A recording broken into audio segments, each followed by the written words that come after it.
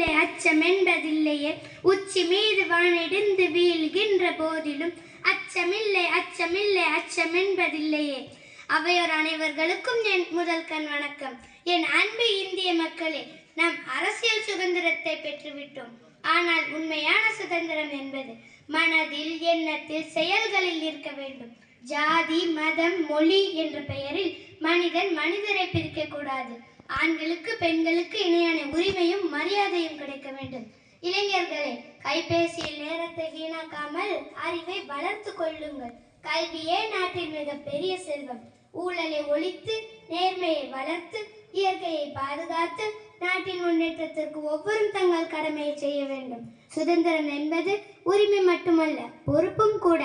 அச்சமில்லை அச்சமில்லை அச்சமென்பதில்லையே என்ற என் முழக்கம் இன்றும் ஒவ்வொரு இந்தியனின் இதயத்தில் ஒலிக்கட்டும். ஒன்றுபட்ட இந்தியாவை உருவாக்குவோம். உலக நாடுகள் வியங்கும் வல்லரசாக நம் தேசத்தை உயர்த்துவோம். வந்தே மாதரம். நன்றி, வணக்கம்.